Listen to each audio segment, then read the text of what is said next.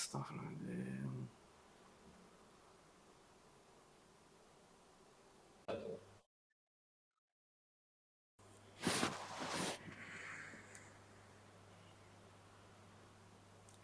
Assalamualaikum warahmatullahi wabarakatuh. Kita awali dengan Fatihah dulu. Al-Fatihah ila Al-Fatihah wa ta'ala wa ta'ala wa dzakara dzikirna fa'alifa wa lifada wal istifadah wal hasrata musbita bila asmati Rasulullah Muhammad sallallahu alaihi wasallam ad-du'a al-huda wa dalalata al-khair bi ghamar dhatillah taufiq wa thawab ila hadrati Sayyidina Rasulullah Muhammad sallallahu alaihi arwahi abai wa ikhwanihi minal anbiya wal mursalin salawatullahi wa salamuhu alaihi majma'in ahli baiti thayyibin tahirin sadatina sayyidina Ali bin Abi Thalib sallallahu alaihi Zahra wa Hasan Sayyidina Khalid dan Kubra Aisyah radhiyallahu Sayyidina Hamzah sallallahu alaihi wasallam sahabat Rasulullah wa dzurriyyat Rasulullah tabi'in tabi'in bi ahsan al-din thumma ila arwah al-ummatul mustahidin fawqa wa ila arwah jami'i sanadina sufyan wa kana hadra musyrikul maghrib wa rabbah alaihi wa ila arwah jami'i sadatina nabi alawi wa sallam anna Allah ta'ala ja'al rahmah firaskin jannatum safiyah wa afiyah وإلى حضرة النبي محمد صلى الله عليه وسلم الفاتحة أعوذ بالله من الشيطان الرجيم بسم الله الرحمن الرحيم الحمد لله رب العالمين الرحمن الرحيم مالك يوم الدين إياك نعبد وإياك نستعين اهدنا الصراط المستقيم صراط الذين أنعمت عليهم غير المغضوب عليهم ولا الضالين رب اغفر لي ولوالدي آمين Bismillahirrahmanirrahim. Alhamdulillahirabbil alamin wa bihi nasta'in ala umuri dunya waddin. Wassalatu wassalamu ala asyrafil anbiya wal mursalin. Sayyidina Maulana Muhammad wa ala alihi wa sahbihi ajma'in wa la hawla wa la quwata illa billahil aliyyil azim. Subhanaka la ilma lana illa ma 'allamtana innaka antal alimul hakim. Rabbi shrah li sadri wa yassir li amri wahlul 'uqdatam min lisani yafqahu qawli wasaddid lisani wahdin qalbi bihaqqi sayyidina Muhammad sallallahu alaihi wa alihi wa sahbihi wasallam.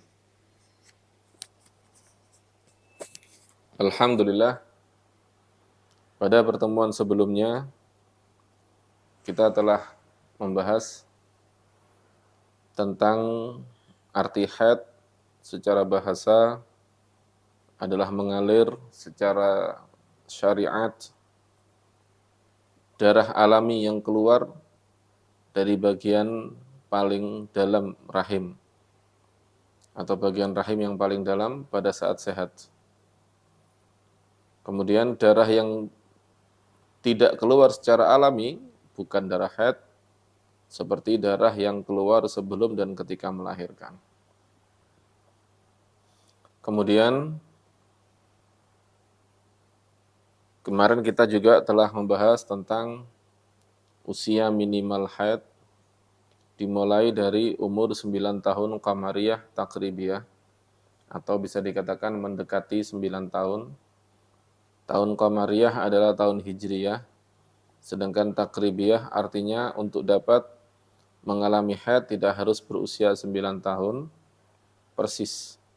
Jadi jika darah keluar pada usia 9 tahun kurang 15 hari, maka darah tersebut sudah dihukumi haid. Ya. Bisa kurang 15, bisa kurang 15 setengah misalnya. Pokoknya tidak sampai kurang 16 hari. Kemudian masa haid ada masa minimal, ada kebanyakan, ada maksimal, dan ada masa minimal, kebanyakan, dan maksimal. Masa minimal adalah sehari semalam atau 24 jam. Kemarin sudah saya jelaskan bahwa setiap ulama berijtihad di dalam masalah haid, karena memang tidak ada batasan-batasan yang ditentukan di dalam Al-Quran dan hadis.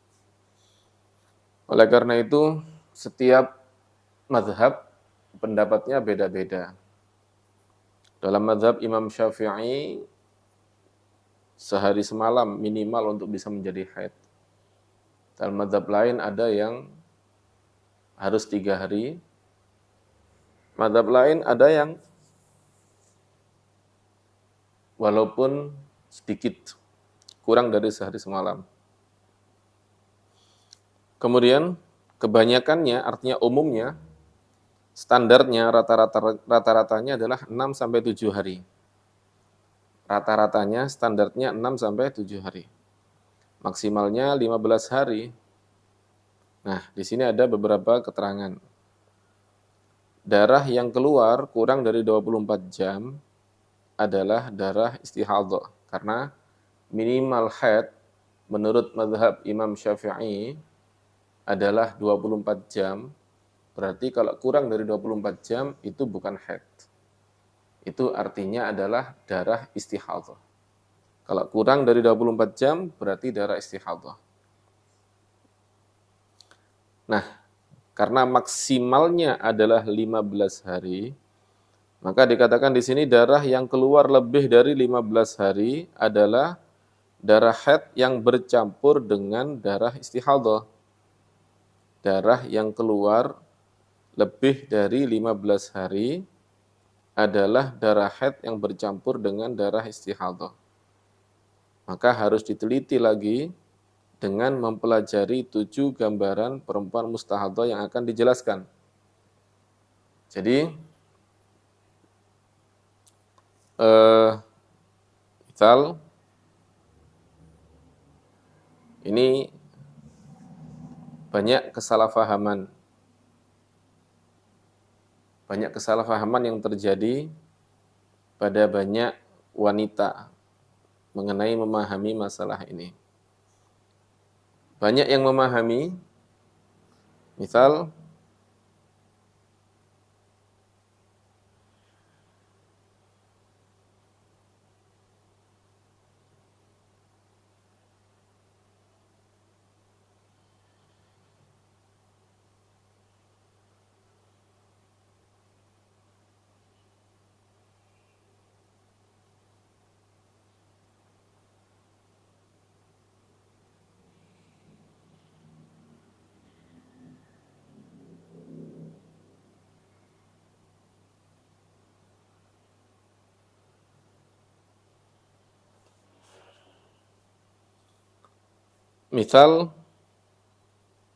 banyak yang memahami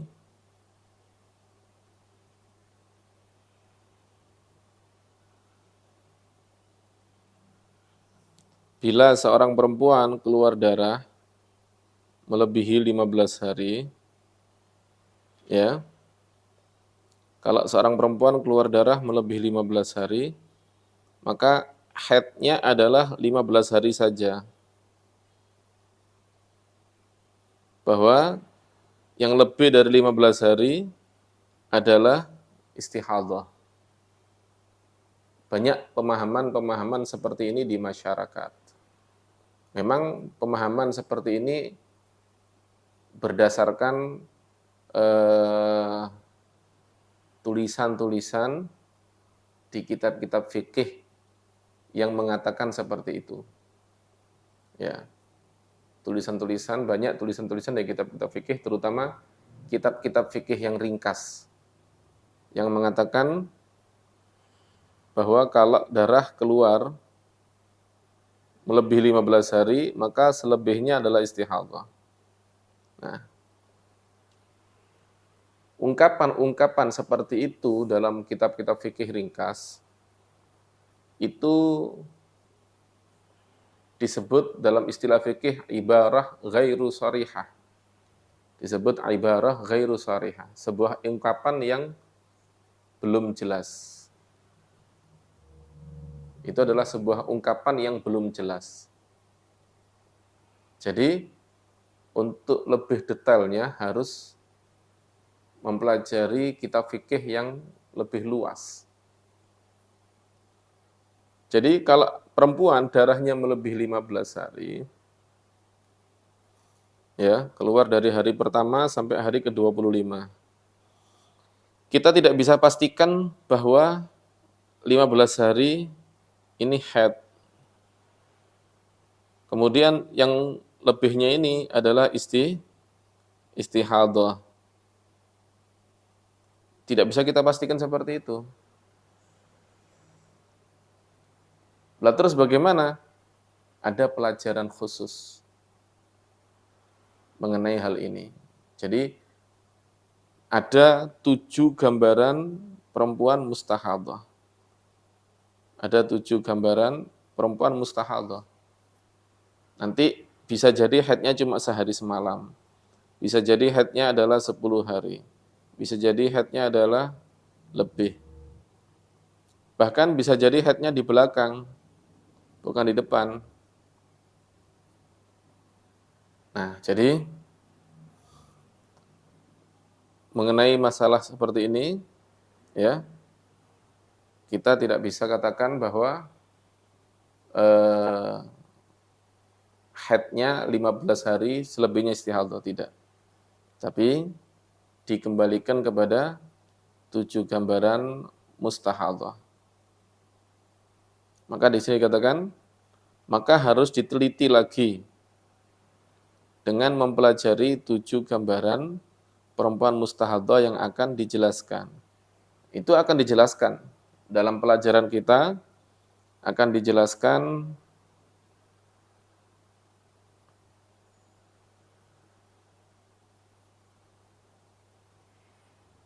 ini, ya,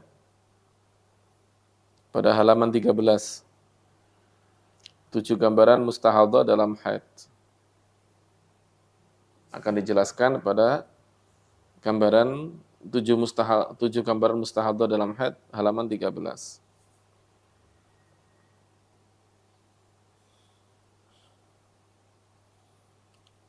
Jadi tidak bisa kita putuskan seperti itu.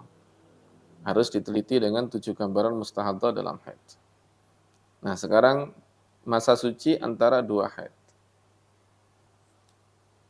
Masa suci antara 2 haid itu ada minimal, ada maksimal, dan ada kebanyakan. Minimalnya 15 hari, tidak boleh kurang.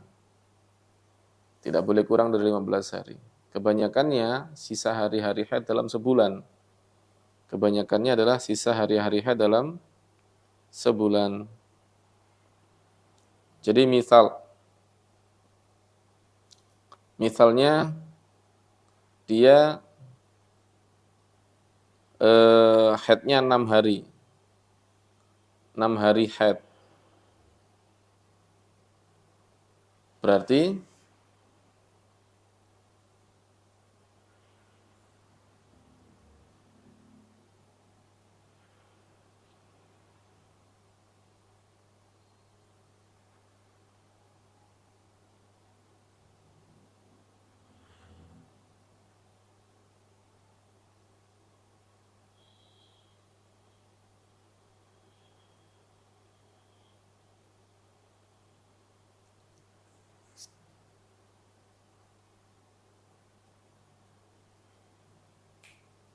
kos.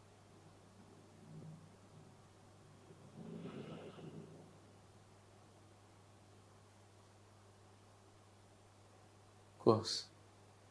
Kos.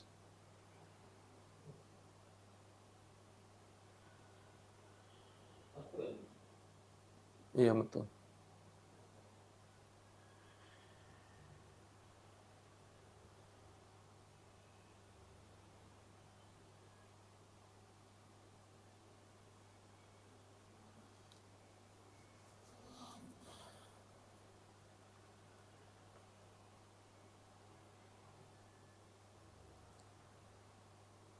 Saya lanjutkan ya. Tadi ada kesalahan teknis.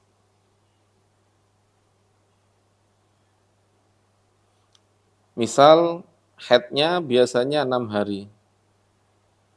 6 hari haid. Berarti sucinya 24 hari. Ini kebanyakannya. Lumrahnya seperti itu. Lumrahnya kebanyakannya seperti itu. Ya. Kalau haidnya 6 hari, sucinya 24 hari. Kalau misalnya haidnya 7 hari,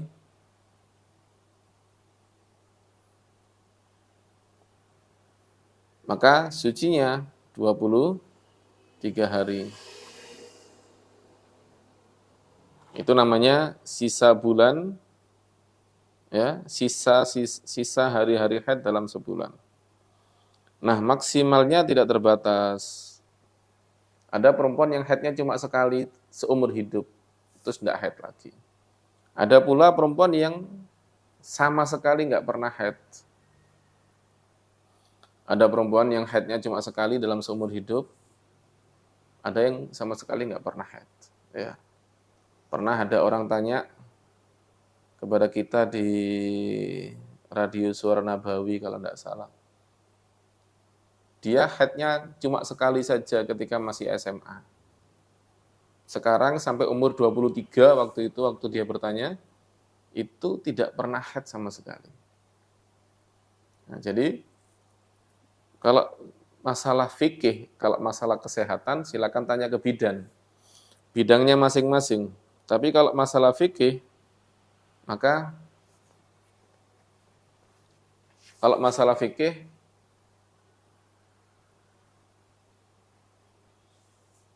suci antara haid dengan haid itu tidak terbatas. Keterangannya, jika haid kedua datang sebelum masa suci sempurna 15 hari, maka darah itu bukanlah darah haid.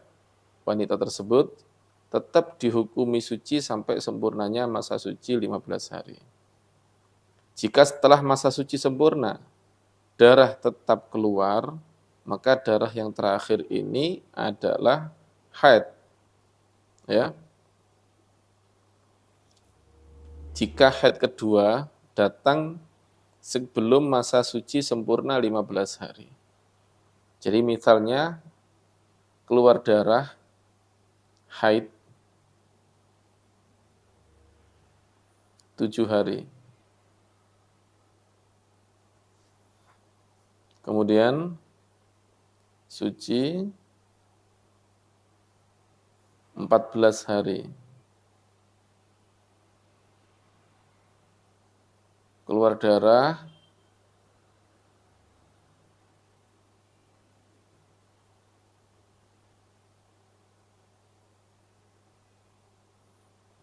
5 hari. Ya.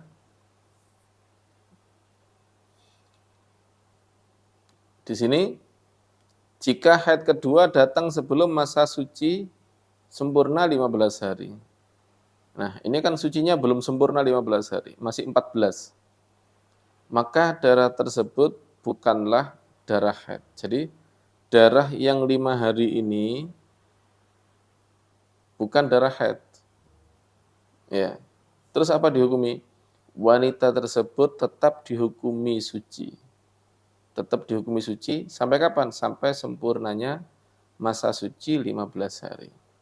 Nah, di sini kan sucinya 14. Ya, 14. Kurang berapa? Kurang sehari. Berarti darah yang 5 hari ini,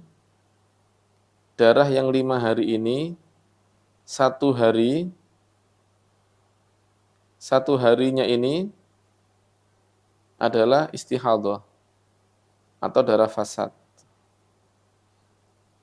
Kemudian yang 4 hari ini baru dihukumi haid. Jadi 1 hari pertama ini darah fasad. Menyempurnakan suci menjadi 15 hari. Jika setelah masa suci sempurna, darah tetap keluar, maka darah yang terakhir ini adalah haid. Jelas ya? Jadi, misal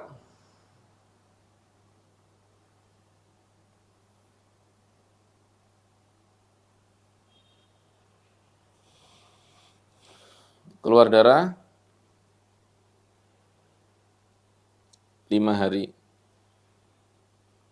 Terus suci, ya. Tapi sucinya tidak sampai 15 hari. terus keluar darah lagi.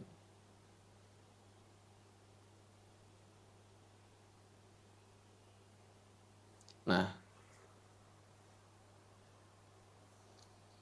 keluar darah 5 hari.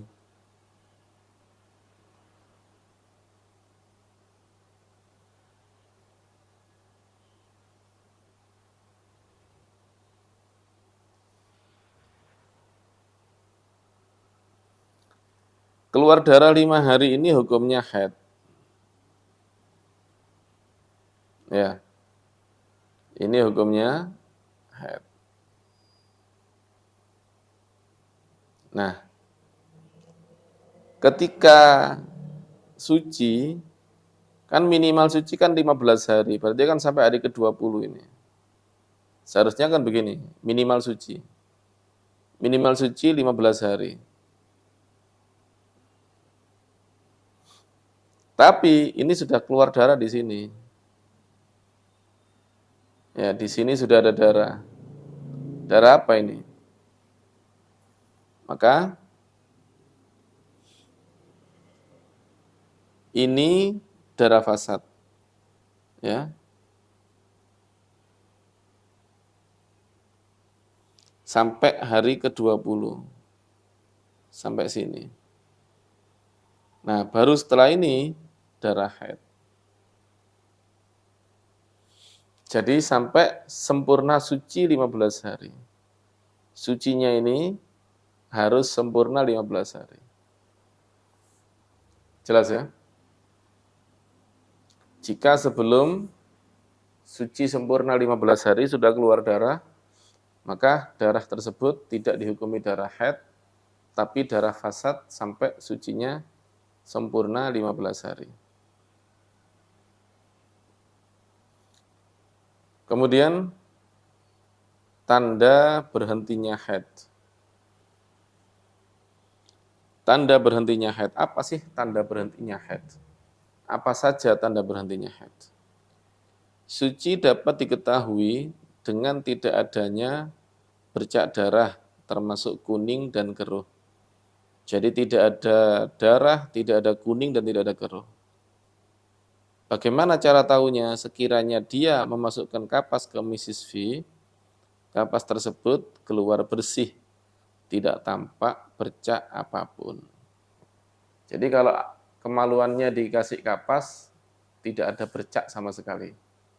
Kapasnya bersih. Ya, tidak ada bercak sama sekali, kapasnya bersih. Maka itu dianggap suci atau bersih. Ya, dianggap suci. Tapi kalau masih ada bercak kuning atau keruh, berarti masih haid. Kalau masih ada bercak kuning atau keruh, berarti masih haid.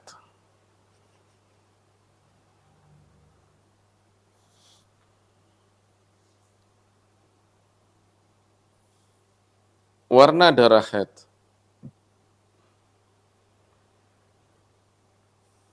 Warna darah haid ada hitam, ada merah kekuning-kuningan, ada kuning dan ada keruh.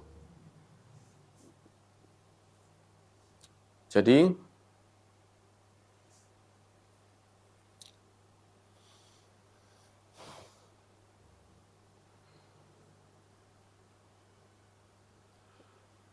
darah itu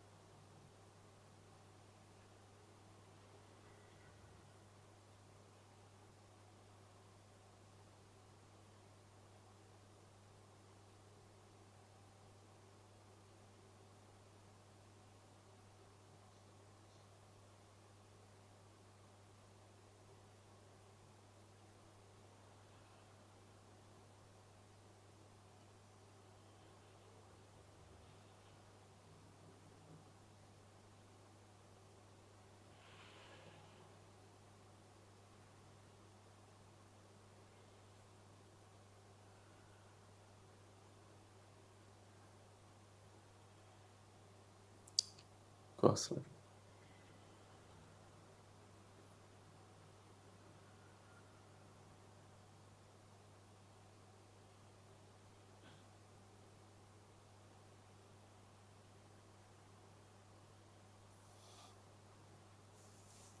Darah itu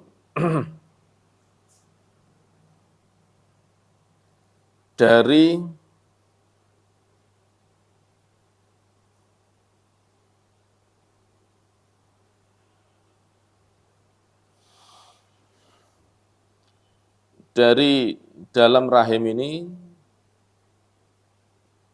warnanya mungkin pekat ya. Mungkin merah darah, merah pekat atau mungkin bahkan sampai menghitam. Darah itu dari dalam rahim itu warnanya pekat. Ya. Warnanya pekat. Kemudian keluar. Nah, ketika dia di liang vagina, rongga ini namanya liang vagina. Nah, di situ ada cairan yang biasa disebut keputihan. Ada disebut dalam istilah fikih rutubatul farj. Di rongga ini biasanya basah dengan cairan.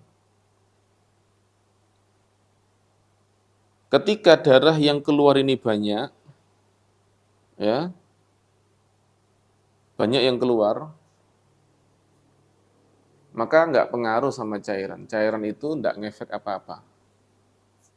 Jadi tetap keluarnya itu bisa menjadi hitam kalau memang terlalu kuat, atau bisa menjadi merah. Merah darah, merah pekat.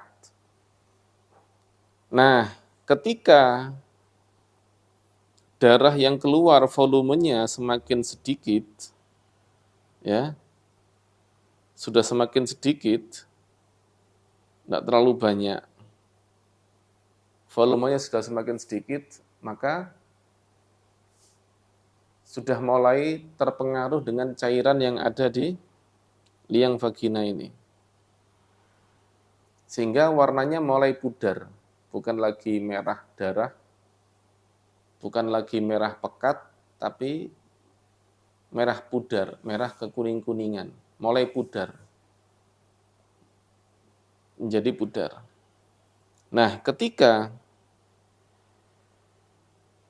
rahim ini sudah bersih, ya, di rahim sudah bersih, tidak ada darah, tapi di liang vagina masih ada beberapa titik darah, artinya bekas darah. Biasanya kalau Anda minum jus, setelah habis, pasti di gelasnya masih ada bekas jus. Kan begitu ya. Setelah minum susu, di gelasnya masih ada bekas susu. Kalau sampean gelas tadi itu sampean kasih air, kalau gelas itu Anda kasih air, Anda tuang air ke dalamnya, maka airnya akan menjadi keruh.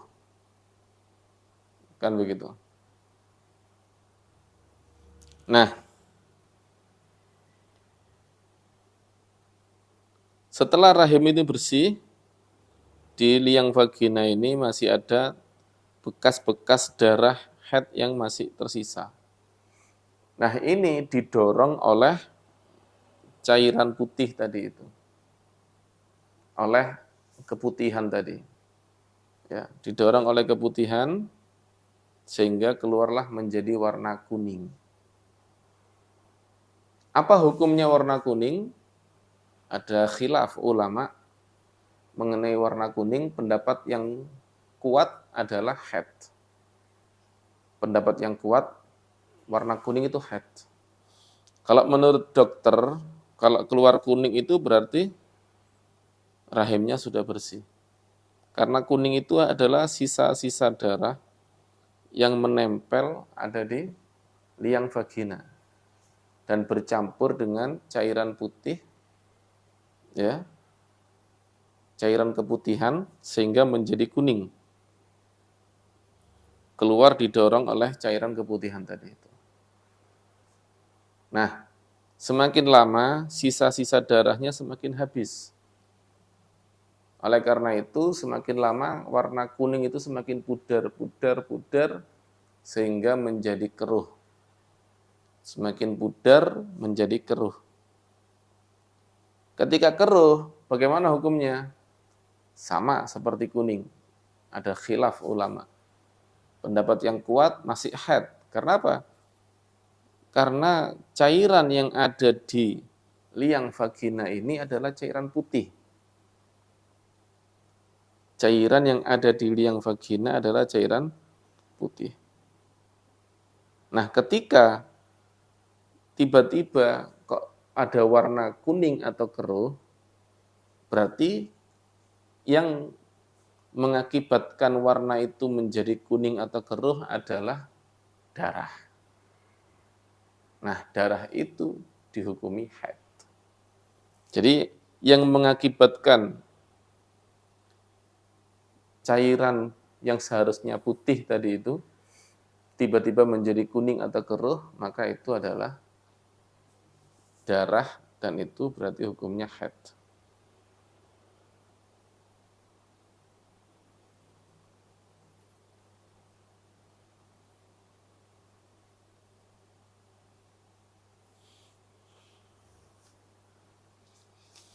Jadi ada hitam, merah, merah kekuningan, kuning dan keruh. Sudah kita ceritakan bagaimana tadi kenapa kok bisa menjadi kuning keruh ya, asal usulnya bagaimana. Itu semua sudah kita jelaskan tadi dengan gambar. Nah, ulama berbeda pendapat mengenai warna kuning dan keruh. Pendapat yang mu'tamad atau pendapat yang kuat menyatakan itu haid. Atas dasar hadis Sayyidah Aisyah ya, yang mengatakan la ta'jalna hatta tarainal qassatal bayda. Janganlah kalian terburu-buru sampai kalian melihat kapur putih. Kapur putih itu artinya kalau cairan yang keluar sudah betul-betul putih. Atau kapas yang dimasukkan sudah betul-betul putih. Nah, Al-Imam Al-Juwaini menjelaskan kedua warna itu bukanlah darah, melainkan cairan seperti nanah yang di atasnya ada warna kuning atau keruh.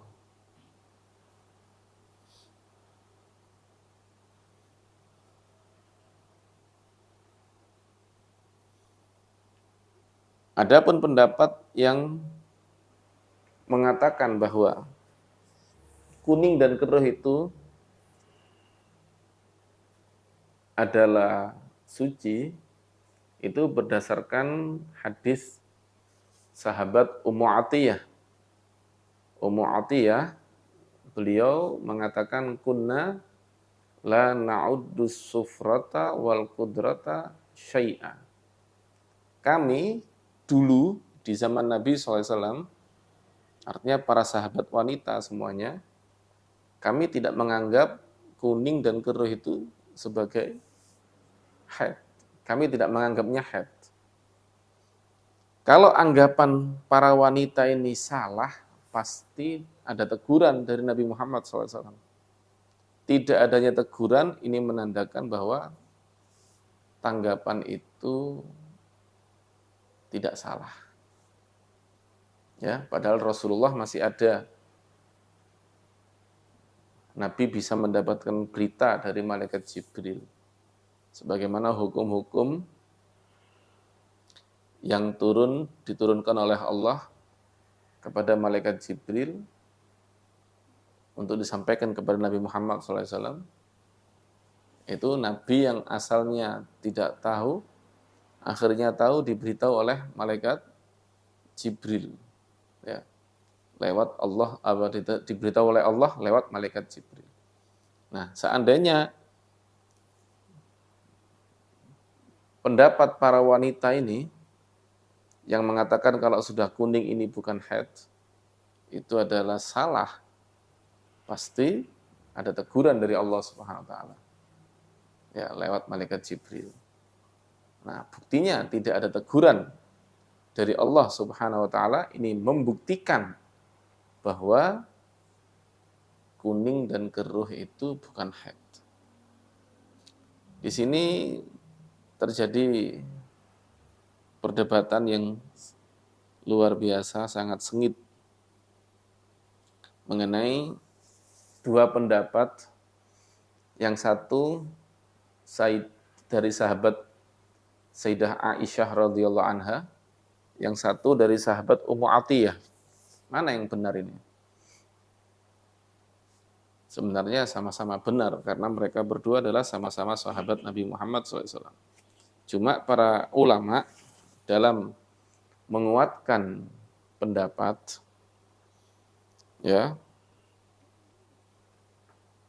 mereka memandangnya dari berbagai macam sisi. Jadi bukan karena Sayyidah Aisyah ini istrinya Rasulullah, berarti pendapatnya pasti benar, tidak. Bukan begitu cara untuk mengetahui pendapat yang kuat yang mana. Tapi ini adalah hukum syariat, yang mana seorang sahabat tidak mungkin bisa tahu kecuali dapat pelajaran langsung dari Nabi Muhammad SAW. Ya, bukan areanya mereka untuk berijtihad selama ada Nabi Muhammad SAW. Mereka harus menanyakan segala macam hukum kepada Nabi Muhammad SAW. Nah, dari kemungkinan menanyakan pembahasan kepada Nabi Muhammad SAW, tentunya yang lebih sering ketemu Rasulullah itu kemungkinannya lebih besar untuk mengetahui kebenaran. Yang lebih sering ketemu Rasulullah, kemungkinannya lebih besar untuk lebih mengetahui kebenaran. Ya, siapa yang lebih sering ketemu Rasulullah? Siapa lagi kalau bukan Sayyidah Aisyah, istri beliau yang paling beliau cintai. Jadi, para ulama menguatkan pendapat Sayyidah Aisyah bukan karena Sayyidah Aisyah ini istrinya Rasulullah, bukan. Tapi karena para ulama mengatakan Sayyidah Aisyah ini sering ketemu Rasulullah. Berarti beliau sering bertanya, sering mendapatkan pemahaman langsung dari Nabi Muhammad, sering mendapatkan ilmu langsung dari Nabi Muhammad, khususnya masalah ini. Ya, dibandingkan dengan sahabat lain, seperti sahabat Ummu Atiyah, yang bisa saja Ummu Atiyah juga bertanya kepada Rasulullah dan mendapatkan pemahaman langsung dari Rasulullah SAW, tapi kemungkinan itu dari Sayyidah Aisyah lebih kuat. Ya, karena memang tidak ada keterangan yang menekankan bahwa ini saya diajari Nabi Muhammad, tidak ada keterangan seperti itu. Tapi kita berkeyakinan bahwa setiap pendapat para sahabat itu adalah pelajaran dari Nabi Muhammad SAW. Ya. Jadi dari situlah akhirnya pendapat Sayyidah Aisyah dikuatkan yang mengatakan bahwa kuning dan keruh termasuk apa? Termasuk haid. Nah, ini ada pembahasan yang seru, yang penting, tapi sebelum saya membaca pembahasan penting ini, saya persilahkan untuk para peserta menanyakan hal-hal yang kurang difahami dari pembahasan saya tadi. Maaf ya, pertanyaannya hanya fokus kepada pelajaran. Kalau pertanyaan yang lebih umum bisa ditanyakan nanti di akhir sesi, ya, di sesi terakhir. Tapi pertanyaan sekarang khusus untuk pelajaran yang sudah kita jelaskan. Barangkali ada yang kurang paham, silakan ditanyakan.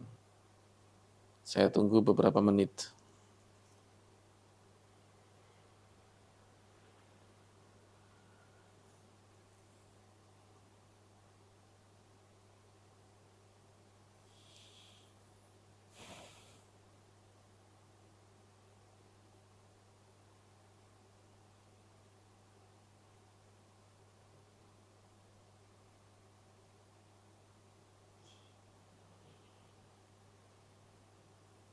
Silahkan yang mau menanyakan seputar pelajaran yang ya. Pertanyaannya, bagaimana jika keputihan itu berwarna kuning atau keruh? Tadi sudah kita jelaskan. Keputihan yang berwarna kuning atau keruh itu hukumnya haid. Nah, pertanyaannya bagaimana kalau melebihi 15 hari? Ya, haid 7 hari, terus keputihan yang berupa kuning 10 hari misalnya, sampai melebihi 15 hari. Maka kalau melebihi 15 hari dengan total masa haid tadi itu, ya berarti kuning keruh itu bukan haid. Ya. Tapi itu diketahui setelah kuning keruh itu melebihi hari ke-15. Untuk sementara, kuning keruh itu hukumnya haid. Jadi kuning keruh itu hukumnya haid kalau memang bisa atau memenuhi syarat haid. Bagaimana memenuhi syarat haid? Ya, pertama mencapai 24 jam, tak kurang dari, dan tidak melebihi 15 hari. Dan datangnya bukan datangnya setelah masa suci sempurna 15 hari. Kalau datangnya sebelum masa suci sempurna 15 hari, jelas itu bukan haid.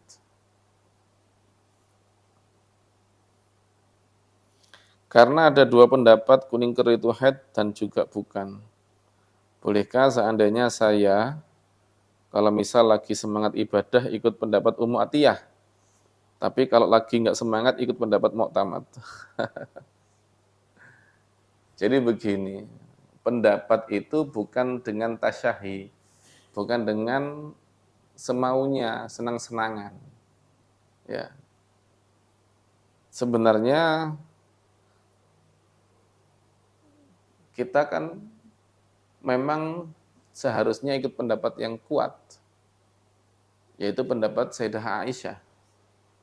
Ya, walaupun semangat ibadah.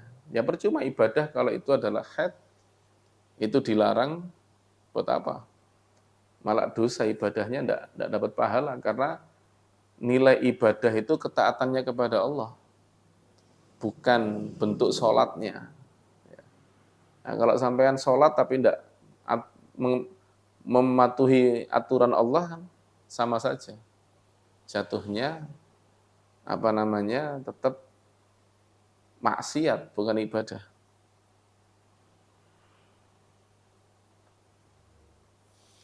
Kalau misal kita meyakini kuning dan keruh itu suci,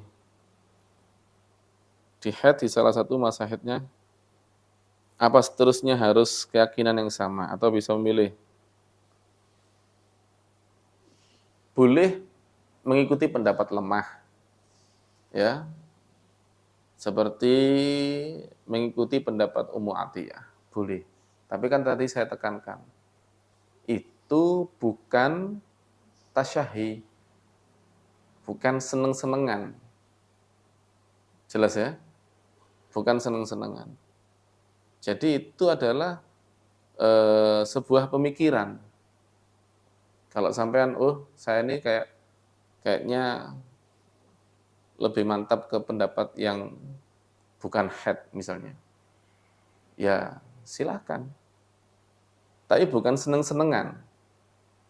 Bukan seperti orang pelin-pelan, bukan semaunya sendiri, bukan seperti itu. Atau mungkin memilih pendapat lemah ketika hajah, boleh. Biasanya pendapat yang kuat dia pakai, tapi ketika dia hajah, ada keperluan, misalnya haidnya berantakan, sering mengeluarkan kuning keruh, ya, Nah, di situ kalau dia ikut pendapat lemah, itu akan meringankan dia.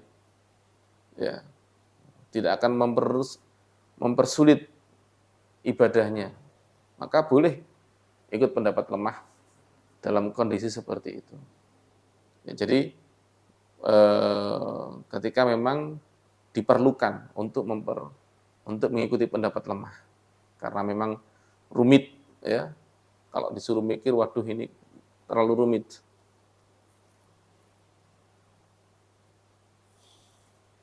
Ketika fasad apa boleh berhubungan badan? Ya, jelas boleh. Ya, masalah masalah hal-hal yang diharamkan itu nanti akan kita jelaskan. Yang jelas darah fasad itu bukan haid. Sudah ya, kita tutup pertanyaannya, kita lanjutkan pelajaran, nanti akan kita di akhir sesi kita akan kembali membuka pertanyaan ulang.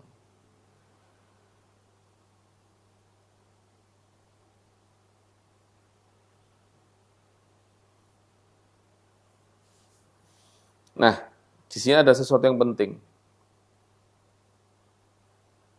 yang perlu kita pelajari.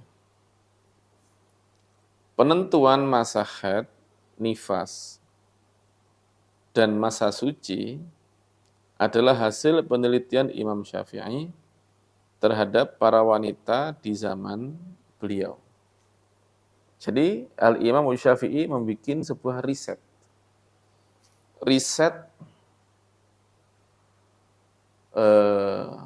beliau kalau zaman sekarang ini seperti membuat voting. Bedanya kalau voting itu hanya bertanya sampel aja. Jadi seperti quick count. Ya. Kalau voting itu hanya sampel. Ya. Seperti quick count gitu. Tapi risetnya Imam Syafi'i bukan quick count. Bukan sampel. Tapi lebih ke real count. Ya. Beliau bertanya kepada seluruh orang yang bisa beliau jangkau. Yang bisa dijangkau. Tentunya orang yang tidak terjangkau ya tidak mungkin ditanya. Orang yang beliau jangkau, beliau tanya. Termasuk orang yang di pasar, orang yang di sekitar beliau. Bahkan beliau kirim surat kepada ulama-ulama di daerah-daerah lain. Ya, ulama-ulama di daerah-daerah lain beliau tanya mengenai beberapa pertanyaan yang sudah beliau siapkan. Nah, dari jawaban-jawaban yang disampaikan, itu beliau banyak mendapatkan masukan-masukan sehingga beliau merumuskan hukum haid. Ya. Dan beliau menemukan rumusan yang beliau tetapkan sebagai kaidah baku. Di antaranya beliau menemukan bahwa di Yaman itu ada seorang gadis yang mengeluarkan darah haid di usia 9 tahun. Padahal waktu itu beliau mungkin di Baghdad atau di Mesir. Ya. Beliau menetapkan mazhab yang lama itu di Baghdad, di Irak. Ketika beliau pindah ke Mesir, di Mesir beliau mendapati masyarakat yang berbeda, jauh berbeda daripada masyarakat Baghdad. Kalau Baghdad itu kota ilmu, masyarakatnya awamnya saja seperti ulama di Mesir. Sedangkan di Mesir masyarakatnya sangat awam, nul putul. Ya. Maka di situ beliau kembali mempelajari mazhab-mazhab beliau dan beliau merumuskan ulang mazhab beliau. Di situ beliau membuat mazhab baru dan meninggalkan mazhab lama. Jadi dalam mazhab Syafi'i itu ada mazhab qadim, mazhab lama, yaitu mazhab yang beliau tetapkan ada di Baghdad, ya, dan mazhab baru, mazhab yang beliau tetapkan ada di Mesir. Entah beliau ketika menanyai para wanita, apakah ketika beliau di Baghdad ataukah beliau di Mesir, yang jelas beliau menerima info dari teman-teman beliau di Yaman bahwa seorang gadis di Yaman mengalami menstruasi pada usia 9 tahun. Dari situ beliau menetapkan minimal haid itu adalah di usia 9 tahun. Dan masih banyak lagi kejadian-kejadian ya yang membuat beliau merumuskan hukum-hukum tentang masa-masa haid, nifas dan masa-masa suci. Oleh karena itu, jika terjadi kebiasaan darah yang berbeda dengan ketentuan di atas pada seorang wanita atau pada para wanita di suatu daerah, misal terjadi di Pasuruan, ya, para wanita Pasuruan kok darahnya kok begitu, kebiasaan yang berbeda. Jadi para wanita Pasuruan kok darahnya kurang dari 24 jam. Padahal Imam Syafi'i mengatakan minimal haid itu 24 jam. Maka kita katakan berarti para wanita Pasuruan ini tidak ada haid, tapi semuanya darah fasad. Semuanya darah fasad, nggak ada haid mereka ini. Apakah kita boleh membuat rumusan baru, membuat voting baru, membuat real count baru, membuat ijtihad baru, riset baru? Sebagaimana Imam Syafi'i membuat riset, kita juga bikin riset. Maka jawabannya tidak boleh. Ya. Maka kebiasaan tersebut tidak bisa mempengaruhi hukum haid yang telah ditentukan. Lebih baik menghukumi darah mereka sebagai darah fasad atau darah penyakit daripada harus merusak kaidah yang telah baku. Kenapa? Karena penelitian ulama terdahulu tentu lebih sempurna. Kalau Anda akan membuat sebuah penelitian, tentunya penelitian Imam Syafi'i lebih afdol daripada penelitian Anda. Kemudian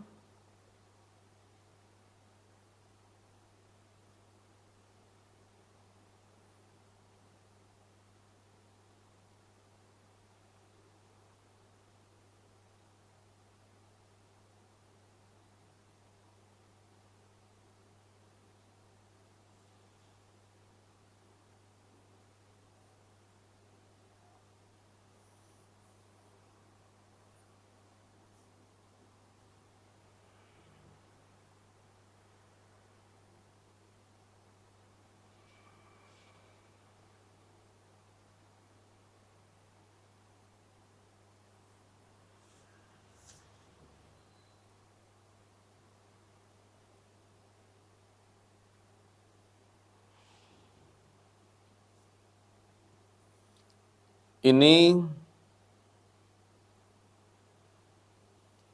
ada satu pembahasan yang sangat penting ya. Pembahasan terakhir ini sangat penting. Ya. Akan kita lanjutkan ya sampai jam 9.30 ya.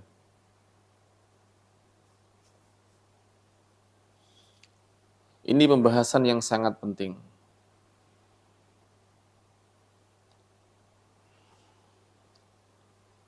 Yang harus dilakukan ketika melihat darah di masa haid. Ya. Apa yang harus dilakukan ketika melihat darah di masa haid? Pertama yang harus kita pahami adalah kalimat masa haid. Apa artinya masa haid?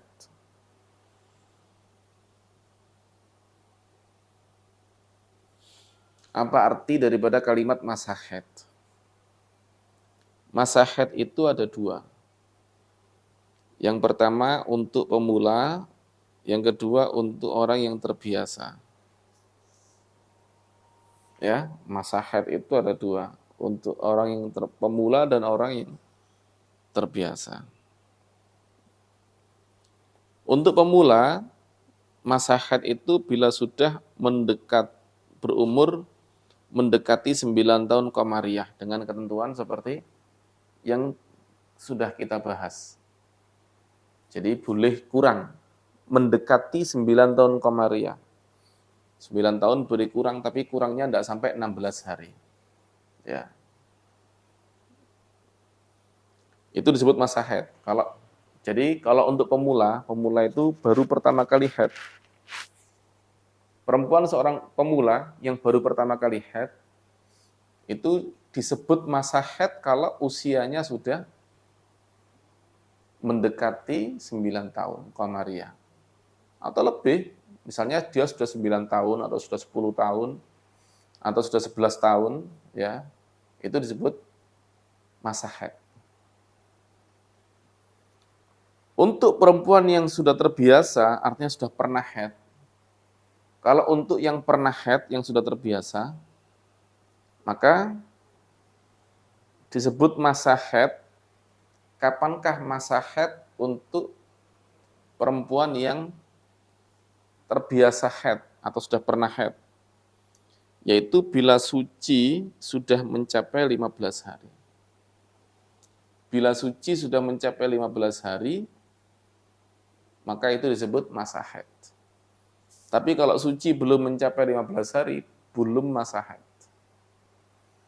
Jelas ya?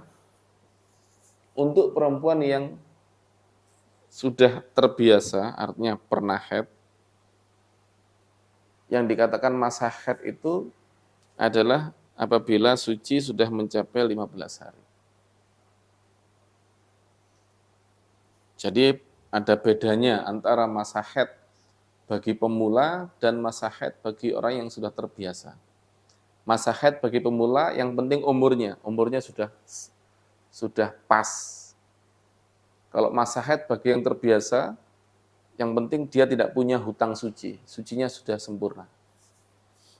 Nah, kalau kita sudah memahami masa haid, ya, apa yang harus dilakukan ketika melihat darah di masa haid? Di masa haid dia melihat darah. Maka setiap melihat darah, seorang wanita harus langsung meninggalkan larangan-larangan haid tanpa menunggu 24 jam. Apabila itu sudah masa haid,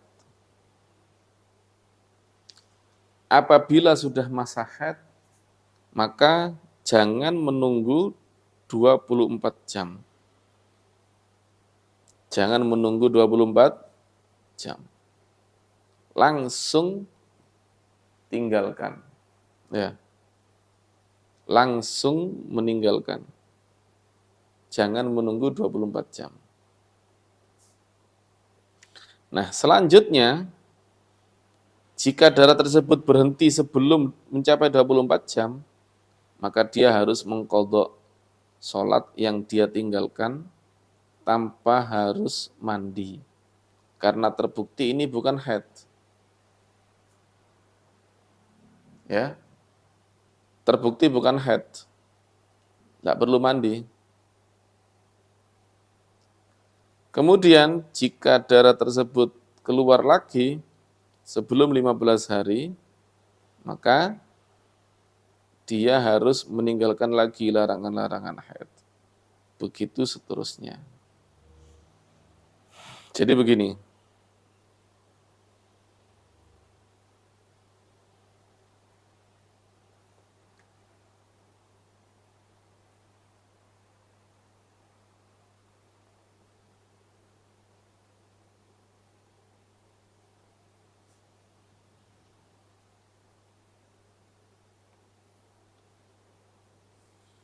Misal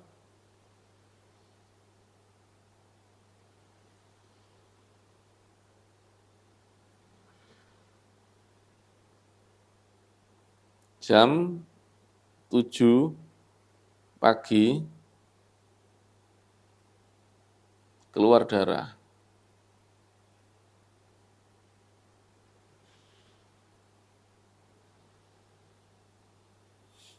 Maka dia tidak boleh sholat. Tidak boleh sholat. Ya, darahnya berlanjut sampai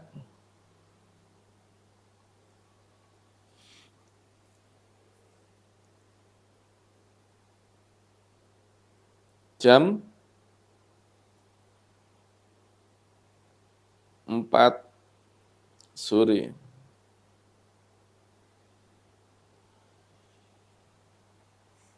Jam 4 sore, darah berhenti.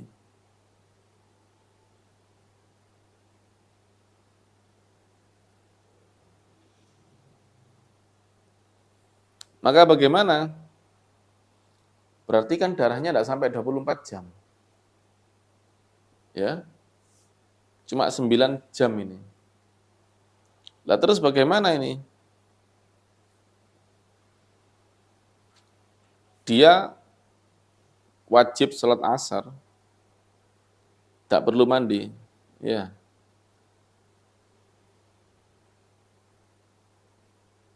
Wajib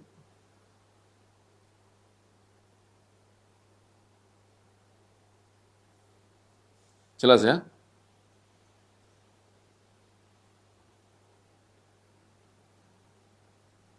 Tanpa harus mandi.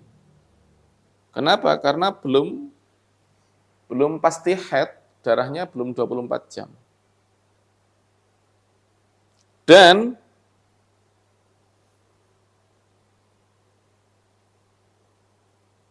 wajib qadha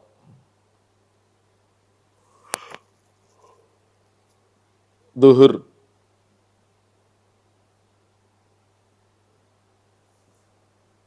Wajib qadha zuhur. Apakah harus waktu itu juga qadhanya? Tidak. Tidak harus waktu itu juga. Boleh ditunggu sampai pasti. Jadi menunggu kepastian, apakah memang darah ini sudah pasti tidak sampai 24 jam, apakah besok bakal keluar lagi begitu. Jelas ya? Nah, ternyata jadi dia sholat asar, duhurnya wajib diqadha tapi tidak harus langsung. Maghrib wajib sholat tentunya, isya sholat, ya, subuh sholat. Besoknya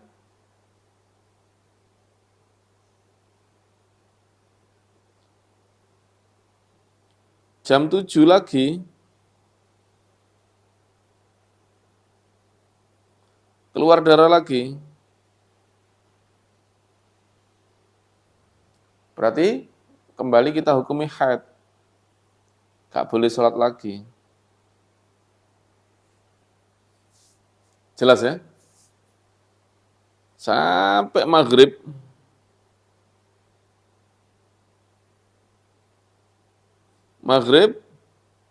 baru berhenti.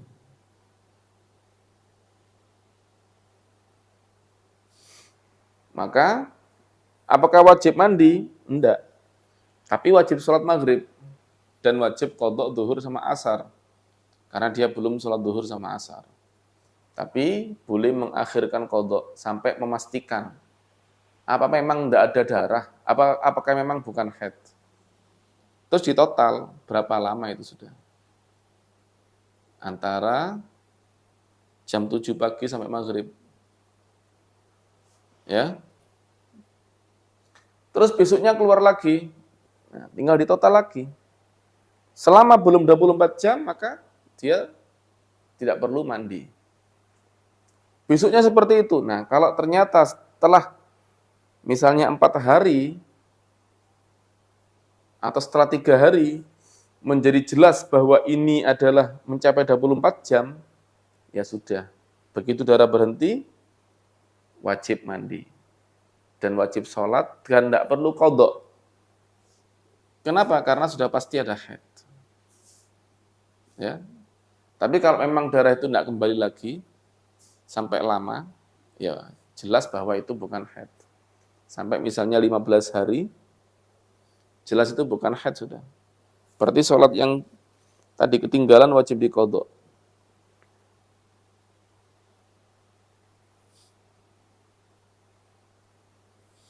Seperti itu seterusnya, ya.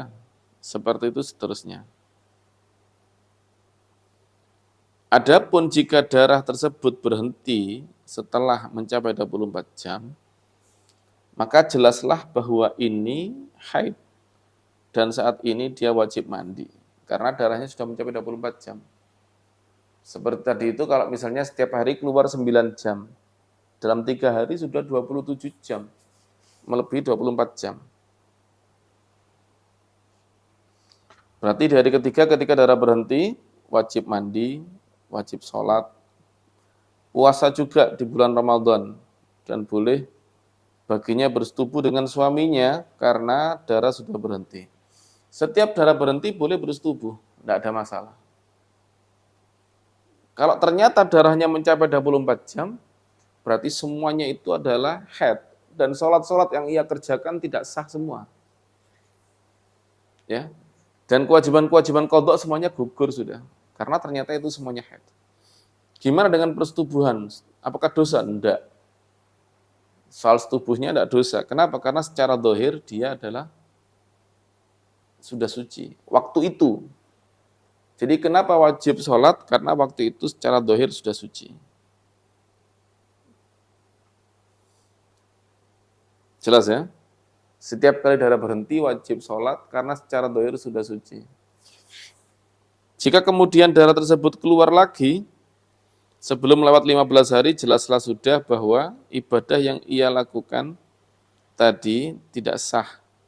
Karena ternyata dia masih haid. Ya. Kenapa kok wajib sholat? Ternyata tidak sah. Loh, wajib sholat karena dia tidak tahu darahnya bakal kembali. Mana mungkin dia tahu darahnya bakal kembali. Makanya wajib sholat. Setiap berhenti darahnya wajib sholat.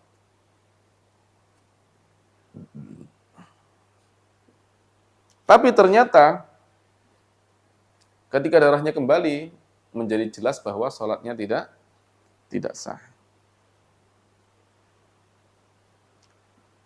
Namun dia tidak berdosa dengan persetubuhan yang telah dia lakukan. Ya. Jika kemudian darah tersebut keluar lagi sebelum lewat 15 hari, jelaslah sudah bahwa ibadah yang ia lakukan tadi tidak sah karena dia ternyata masih haid. Namun dia tidak berdosa dengan persetubuhan yang telah dia lakukan. Alasannya kenapa? Karena saat melakukannya secara zahir dia telah suci. Ya. Demikianlah yang harus dilakukan wanita haid jika darahnya datang terputus-putus selama tidak melebihi 15 hari.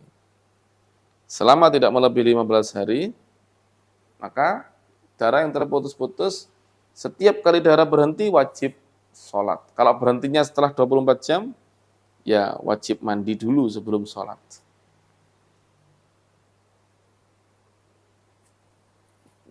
Jelas ya?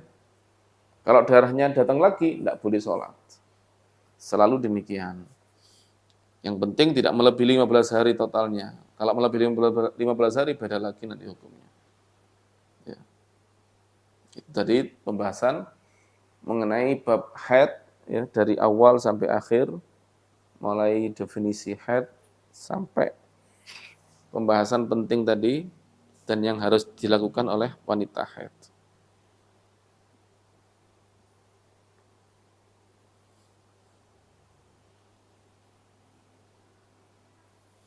Silakan yang mau bertanya.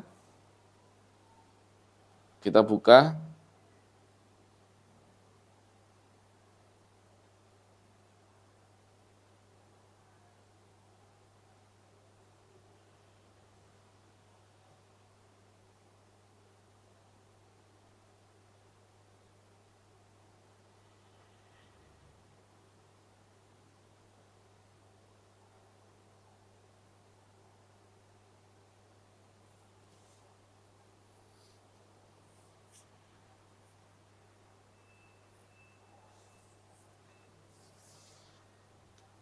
Pertanyaannya, kalau misal keputihannya sudah mulai dulu berwarna kuning, bagaimana Ustaz? Jawabannya seperti yang saya katakan tadi. Kalau menurut pendapat yang mu'tamad ya tetap sama aja jawabannya. Pokoknya mesti memenuhi syarat haid ya haid. Kalau sudah tidak memenuhi syarat haid berarti bukan haid. Ya. Di antaranya kalau darahnya melebihi 15 hari, ada darah kuat, ada kuning keruh, haidnya cuma darah kuat saja, kuning keruhnya bukan. Atau kalau memang merepotkan, Anda bisa mengikuti pendapat yang lemah, yang mengatakan bahwa kuning keruh bukan haid. Untuk wanita yang menggunakan KB, terkadang datang haidnya agak berantakan. Ya, tidak dijelaskan. Oh, tadi dijelaskan setelah suci sempurna 15 hari. Setelah itu apabila keluar darah, terhitung haid. Apabila tidak keluar darah, hingga 20 atau 30 hari setelah masa sempurna suci itu bagaimana Ustadz? Gak masalah. Kan tadi sudah saya jelaskan. Bahkan sampai setahun pun ya gak masalah. Ya. Perempuan tidak keluar darah itu bukan tidak perlu dipertanyakan karena nggak ada masalah. Apa yang masalah nggak ada darah? Yang menjadi masalah itu kalau keluar darah, ini hukumnya apa? Kalau darah haid tidak boleh sholat, kalau istihadah wajib sholat. Nah, jadi yang dipertanyakan itu kalau keluar darah. Kalau nggak keluar darah ya tidak ada masalah, ya sudah. Berarti kan memang tidak ada halangan untuk sholat. Ya.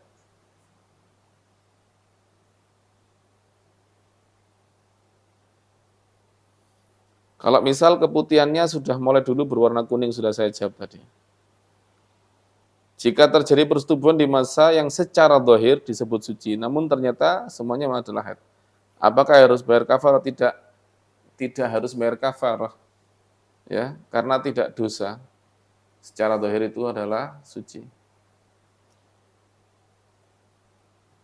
Jika darahnya terputus, kemudian dia sholat.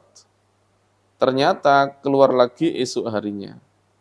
Kemudian bersih lagi. Apakah boleh kita menunggu sampai besok seperti pengalaman hari sebelumnya? Tidak, tidak bisa seperti itu. Tidak bisa kita seperti itu. Ya, jangan sampai kita menunggu akhirnya meninggalkan waktu sholat, dosa. Meninggalkan kewajiban sholat, dosa. Nah, kecuali kalau memang kebiasaan dari bulan kemarin sudah terputus-putus seperti itu. Jadi bulan kemarin darahnya terputus-putus. Bulan sekarang ini kayaknya bakal terputus-putus juga ini. Maka ketika darah berhenti, itu ada khilaf. Kalau bulan kemarin darahnya memang terputus-putus. Ya. Ketika darah berhenti, itu ada khilaf.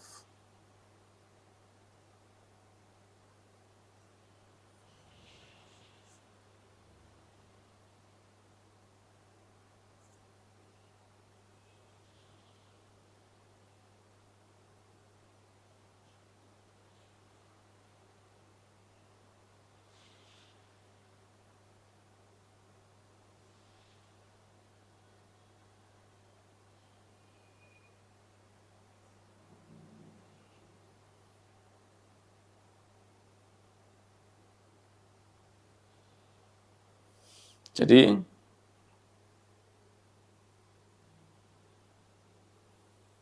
pada bulan pertama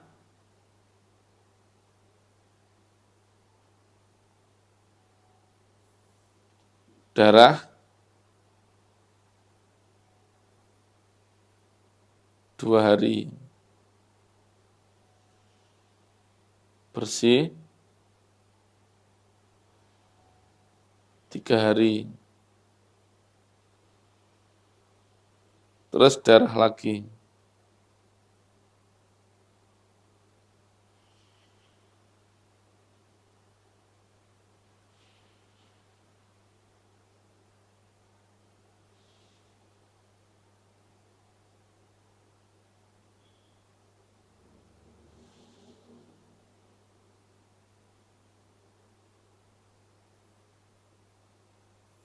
Jadi bulan pertama darah 2 hari, bersih 3 hari, terus darah lagi 2 hari.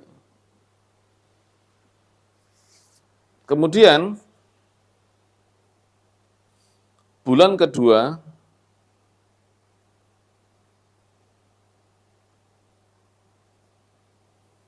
lah kok keluar darah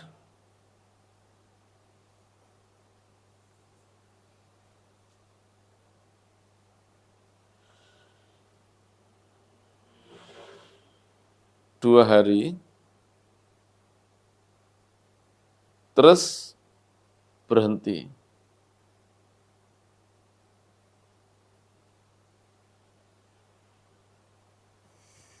Nah, ketika berhenti ini, apakah wajib sholat? Wajib mandi dan sholat.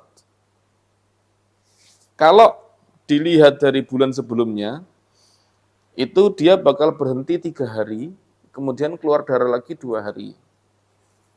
Tapi kan sekarang belum terbukti. Artinya dia baru saja berhenti darah. Nah, di sini ada beda pendapat ulama. Pendapat yang kuat, wajib mandi dan sholat. Mandi terus sholat. Walaupun kalau menurut bulan kemarin, itu darahnya berhenti sebentar bakal kembali. Bahkan kalau bulan Ramadan wajib puasa, kalau menurut pendapat yang kuat. Nah, menurut pendapat yang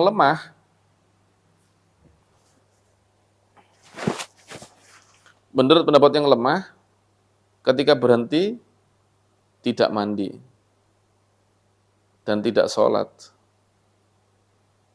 Tidak mandi dan tidak sholat. Kenapa? Karena sesuai dengan bulan yang kemarin, bulan sekarang ini sama. Kalau bulan kemarin itu darahnya berhenti 3 hari, terus keluar darah lagi 3 hari, ya bulan sekarang bakalnya sama.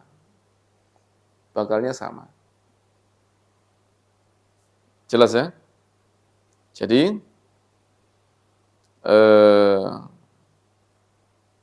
pendapat yang kuat tetap wajib mandi dan sholat.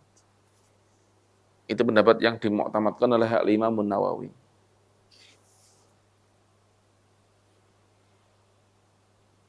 Karena pendapat yang kedua, kenapa pendapat yang kuat kok wajib sholat? Karena secara zahir sudah suci dan darahnya tidak akan kembali. Adapun pendapat yang kedua, pendapat yang lemah, kenapa kok tidak mandi, tidak sholat? Ya karena ada kaidah para ulama mengatakan dalam bab haid itu bahwa secara zahir bulan sekarang sama seperti bulan kemarin. Jadi kebiasaan perempuan itu biasanya sama. Kalau bulan kemarin darahnya terputus-putus, berarti bulan sekarang juga terputus-putus. Begitu.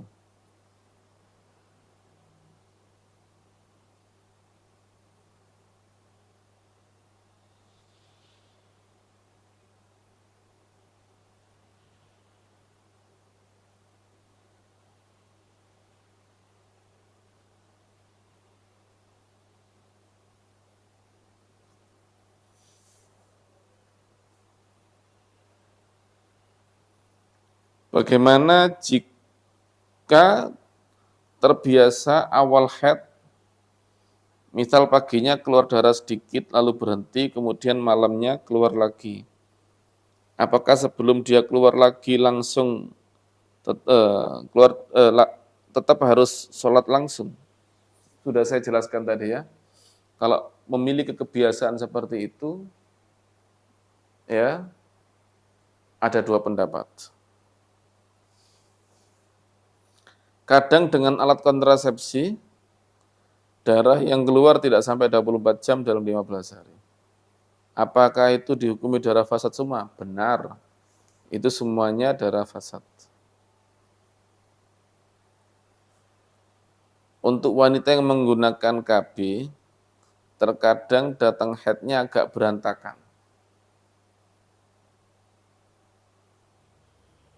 Tadi dijelaskan setelah suci sempurna 15 hari, setelah itu apabila keluar darah terhitung haid. Apabila tidak keluar hingga 20 atau 30 hari setelah masa sempurna suci itu, hitungan selanjutnya gimana Ustaz? Loh, tadi kan sudah saya jelaskan. Ya,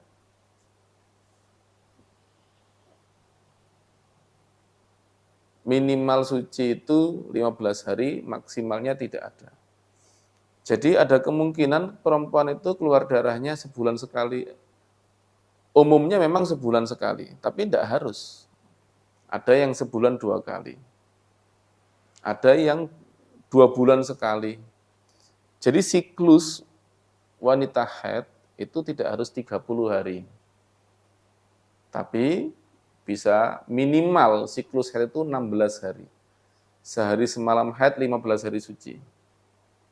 Ya, bisa 16, bisa 20. Ya. Misalnya 5 hari haid 15 hari suci. Atau 4 hari haid 16 hari suci.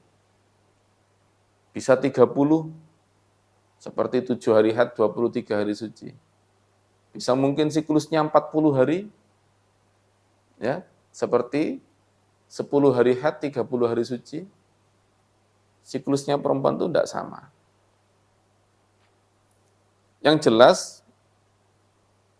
bersih 30 hari, 20 hari nggak ada masalah. Ya.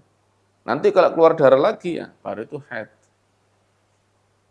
Bagaimana kalau darah yang kedua ini melebihi 15 hari? Nah, itu akan kita bahas nanti. Pembahasan dalam bab 7 gambaran mustahadhah dalam haid. Yang jelas jika suci melebihi 15 hari itu tidak ada masalah. Yang masalah itu kalau suci sampean kurang dari 15 hari. Jelas ya?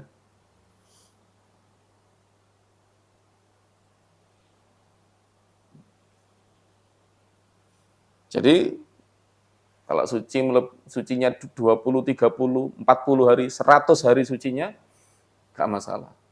Ya. Itu enggak perlu dipertanyakan. Nah, suatu saat kok suci saya enggak sampai 15 hari. Nah, itu baru dipertanyakan.